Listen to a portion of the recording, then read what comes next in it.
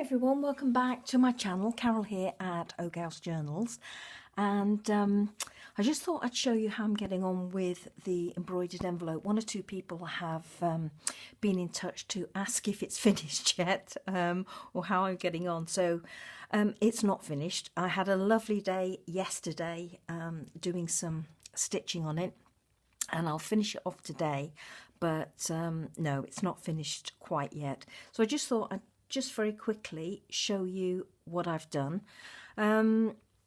Obviously we've got the lace on the bottom that you saw before, and this tulle in a creamy peachy colour, and then I've done a mixture of French knots and colonial knots all along the edge of the lace there, and then just plain straight stitches for my stems, for my flower stems and my grass.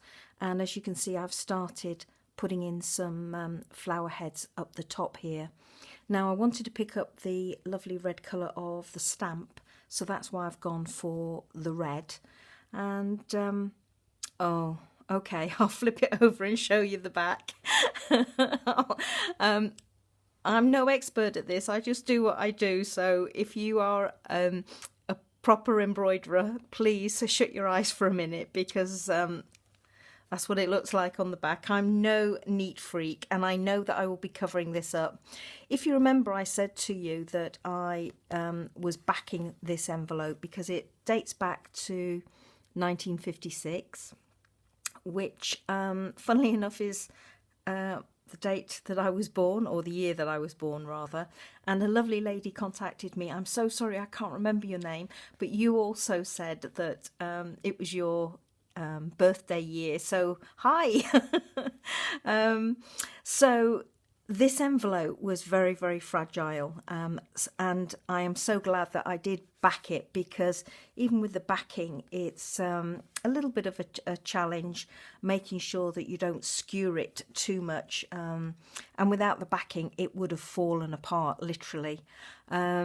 So what I decided to do was also back the back of the envelope, because if you remember, because I wanted to keep it nice and neat when it's in the journal. I haven't decided what I'm going to use it for, whether it's going to be a tuck spot or just an inclusion. I think probably just an inclusion for this one.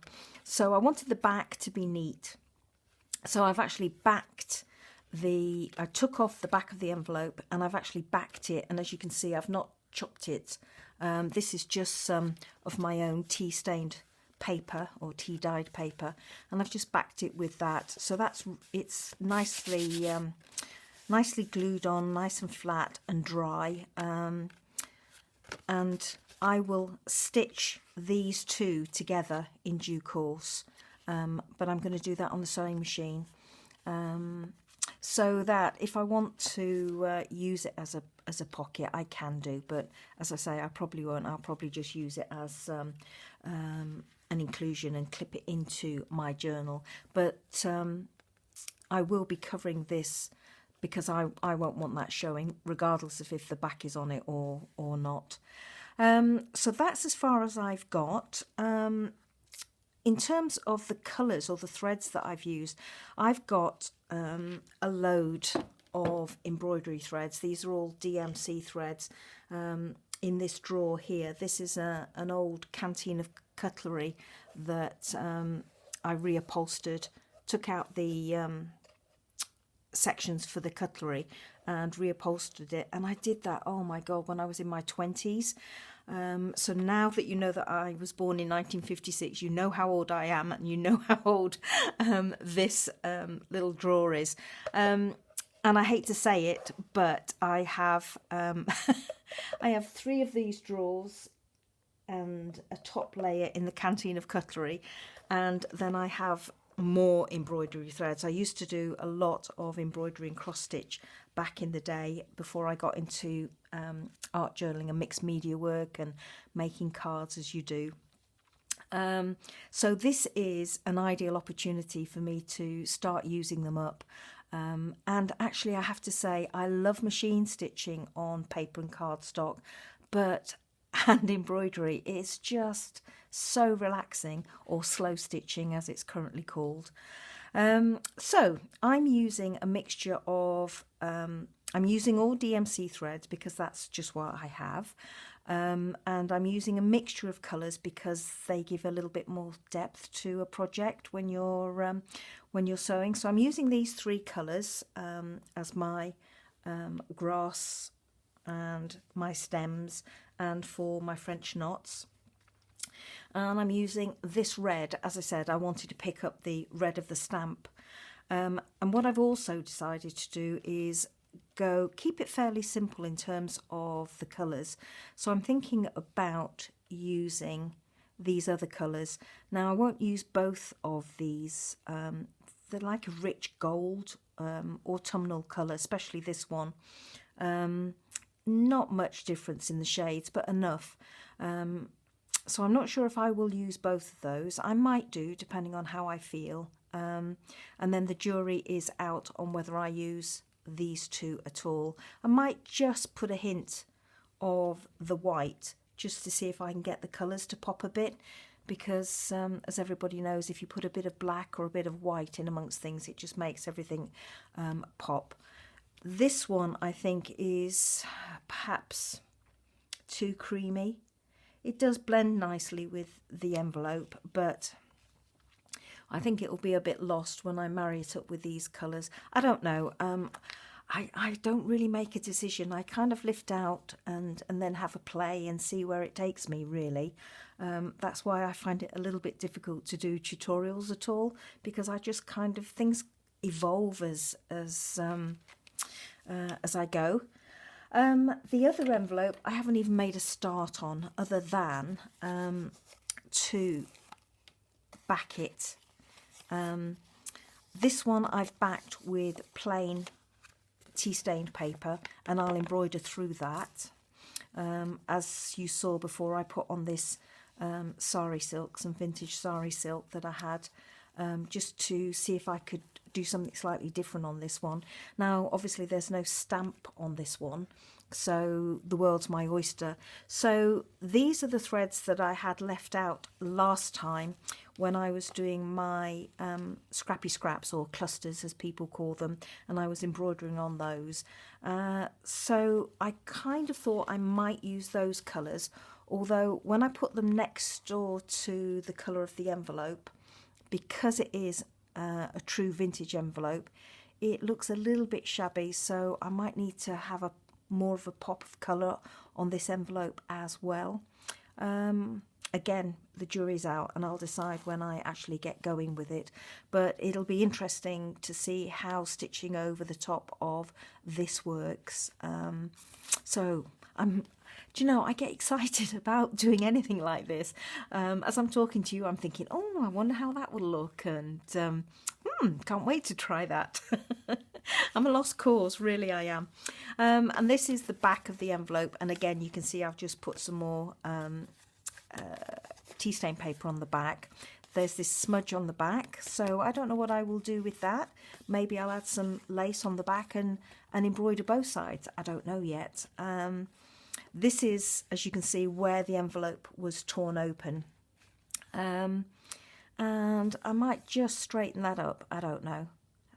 So that's where I'm up to now. Not really a lot to show you. What else can I say? Oh, I was looking on YouTube last night. As you do, I tend to watch my craft videos late at night, which is a bit of a bad habit, because at 3 o'clock in the morning I'm still watching them, and I've probably gone to bed at 11:30 and I'm still watching, which is fatal. On this I did a mixture of French knots and colonial knots, and they are just near as damn it exactly the same knot. It's just the way you wrap your thread around your needle before you push it down to the back of your work. But I wanted to see if I could come up with something a little bit different, so I was having a hunt round YouTube last night to see if I could remind myself of some old embroidery stitches, and I came across loop knots, which are like French knots, except before you push your thread down into from the front to the back of your project, you actually make sure that the tension is eased off the thread that you're holding, so that it creates a loop rather than a tight knot. And I thought that might be quite nice to try lower down here where my flower heads need to be bigger. Obviously up the top here they need to be finer, because obviously the buds aren't opening as much towards the top of a plant when it's in flower. So I thought I would try that today, and to see how I like that. And the good thing about embroidery is if you don't like it, you just unpick it, so it's not an issue. And the same with French knots. If you don't like the knot that you've created, you just unpick it. As you can see here, I'm not sure if the camera's going to pick it up. Let me point with my needle, maybe that'll be better. As you can see, I did not do a good French knot for that one. It's quite loose, and that's what gave me the idea to actually look around and try and remind myself of those loop, I call them loop French knots, but they are called loop knots. So I thought I might try some of those. Somebody asked me if I could give them the link for the pattern that I've used for the embroideries that I did on the scrappy scraps, and I did say in reply that there is no pattern, I just random stitch. But what you can do, for those of you that want to try this, is if you're not confident about the design you're creating, and just going free rein, if you will, then you can use a pencil and draw very, very lightly onto your envelope or your scrappy scrap, and then stitch over the top of it. I use DMC threads, as I said, are 6-stranded. Now I use 2 strands for my embroideries on paper here. And that will cover up a thin pencil line. As you can see here, on these, I've just put little random dots in on those first 2, I'm all over the place, on those first 2 stems, with my pencil, and that is where I'm going to do my knots. So you can do that if you want. What I tend to do is, as I'm stitching, and I think I've mentioned this before, is I will come up where I want on the front of my project. So for example, this green stitch here, I will come up at the bottom, and then I will just move my thread around just to get an idea of where I want to position it. And then when I decide where I want it to be, I'll just trap the thread and go down to the back of my piece, and that way I've positioned my thread where I want it to be. But I have to say, these are just, more often than not, these are just random directional stitches, and actually when you sit down and you relax and get into the swing of doing these, you don't really even think about it, and that's why I find it so relaxing. It's almost like letting go. When you're doing art journals and our normal junk journals, it's more about letting go and just going with the creative flow. And trust me, it's very much a case of do what I say, not what I do, because I'm not that chilled when I do this sort of stuff, believe me, and hence that's why I put my pencil marks, and that's why I kind of work out with my threads which direction I want it to go. If you can, chill out and go with it. If you can't, well, hey, look, it really doesn't matter. Life is too short to bother about these things. So as you saw there, I've punctured from the front. Whoops-a-daisy. True to form, getting in a mess before I've even started. As I've mentioned before, I puncture through from the front rather than stab from the back to try and find the right place, because paper is not as forgiving as fabric, and I do go down the same hole or slightly to one side to create my French knots, and I'm just holding the thread to one side and easing it through. Don't be too brutal as you are pulling through, because you can sometimes pull your thread through and the knot with it, and whilst you can correct that, it's not particularly easy to do. So I'm just doing a few knots here and hanging on to my thread. I hope you can see what I'm doing.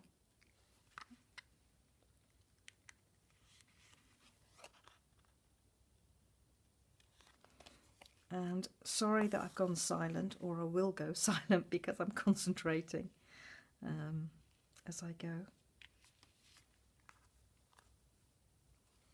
See, I've just got, I mean, everybody knows how to do French knots, and if you don't, there's 1,000,001 tutorials on YouTube, and that's the joy of YouTube. You can actually see, if you're a visual learner, and I very much am, if you're a visual learner, it's brilliant because you get the opportunity to watch somebody do it, and with something like embroidery, I very much think that you need to see how to do it. So I'm just going to go down, trying to create a smaller French knot here, and as you can see, I'm just lightly keeping attention. I've pulled my knot tight. I say tight. I've taken up the slack of the knot on my needle, and I'm holding the thread to one side so it doesn't unravel, and then I'm gently pulling down. Now if it's too tight to get your needle down, just ease off this tension a little bit on this left hand thread, and keep on holding on to it until you've pulled your thread down, and then just gently let go. And I'm just going to do one more. Now I've got a dot down here that I've missed, so this is where, if you were a neat freak, you would end off your stitching up here and not jump down to where that hole is. But I'm going with the flow. I'm doing what I want today. So sometimes what I do is I stab from the front through to the back, then I flip it over to see where my needle has come through, because it's not always apparent. It is whilst I'm using the red, but trust me, when I was getting down the bottom here and doing my French knots, I was dotting around all over the place, and it was hard to see where the stab hole was. So that's a good tip. I'm actually wrapping my thread round a few more times. There we go. When I'm creating my French knots down here, I'm wrapping my thread round a few more times than up here, because that will create a bigger knot. But as you can see, it's nowhere near perfect by any means. I've got a bit of fluff in there. It's by no means perfect by any means. I'm just trying to go with the flow and enjoying myself. So I'm going to do a few more, and then I'm going to love you and leave you, because I'm sure you don't want to carry on hearing me babble away about all sorts. You should be crafting anyway. You shouldn't be watching videos, ladies. You should be crafting, unless you're crafting and watching videos. Oh, I'm getting into a mess there. See, I'm not paying attention. Because I tend to find I get watching videos and then my day's gone. It's like there's so many lovely videos to watch, and that's why I've tried to confine myself to watching videos at night and just watching a couple. But as I said, best laid plans of mice and men, and I end up watching till the early hours of the morning, or worse still, I get fired up with an idea and I beetle off downstairs to my craft room and start playing, and then I get in trouble because my partner comes down, finds me crafting, and I get ordered back to bed. but I'm known to be tired and emotional if I do that too many times or too many nights on the trot. So it's probably wise that I am told to go back to bed and get some sleep in. But you know what it's like when you get an idea in your head. See what I mean? I'm poking through and I can't see where my thread needs to be. So there we go. I found it again. So as I was saying, you know what it's like when your head gets full of ideas. I just want to get going. I want to get down here. I want to try them out. Just talking about this envelope today, I'm keen now to get on with it and try it and see where that is going to lead me. But I will get this one done today and I will show you the end result. I still have the storage issue on my Apple Mac, which only allows me to do one video at a time, and it won't allow me to edit because it uses up too much space. I keep on saying that I will go and see or go and have an Apple session and see if they can resolve the issue for me. We have tried resolving it over the telephone on a couple of occasions, but they can't do it over the telephone for some reason, or they can't resolve it. And until that is resolved, I can't edit. So what I would really and dearly love to do is to be able to say to you, right, I'm not going to do any more. I am going to stop now, and then miraculously be in a position to show you in a minute or two what the finished card looks like or the envelope looks like. But I can't do that, so I will have to show you in another video. One day I'll get that sorted, but you know, I'm procrastinating. I'd rather be doing 1,000,001 other things than driving into Manchester to have a techie session with the Apple people, although it would make my life so much easier. But also we are in lockdown here in my neck of the woods. We've gone back into local lockdown, and we can't go out and make journeys other than essential food shopping journeys. We can't have visitors here. We're not allowed to have anybody come into the household. So even the rule of 6 is out for us where we are at the moment. And we've just had to cancel a anniversary weekend at the end of the month with family members. We had earlier on in the year, we had a 65th wedding anniversary for one of our parents, and we booked a cottage and had to cancel that because of the lockdown restrictions around that time. It was all new then. So we rescheduled it to the end of October, thinking, oh, it'll all be sorted by then. But we just got notification yesterday from the cottage saying that we can't go ahead with our booking because it's in contravention of the current restrictions that are worldwide, not worldwide, UK-wide, but in any event, it is in contravention of our local restrictions, which are even more severe. Certainly in the northwest, we seem to be having a lot of issues with COVID outbreaks. As I said, this is we've had more than one of these local lockdowns. This one is by far the more severe or most severe that we've had to date. But my thinking on it is, well, if it keeps us safe, that's all that matters, and we will manage and get through it. So there we go, more random stitching, everybody. As you can see, very random, very dotty, but I kind of want it like that on this one.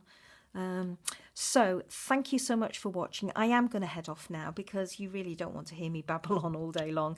And in my next video, I will show you this one all complete, and hopefully the next one all complete, or finished rather. If not, it'll be a work in progress, just so that you can see what's what and what I'm doing. So thanks everyone for joining me today. As always, a huge hug to all my subscribers and a warm welcome to any new subscribers. I'm sorry, I'm so rude. I forget to do that every time, don't I? I really do enjoy your company, and I'm really grateful for you subscribing to my channel and spending some time with me. So take care, have a lovely day. I hope you all manage to find some time for crafting, whatever it is, whether you're playing with paper or playing with some slow stitching. Just have fun, and take care, everybody. Bye-bye.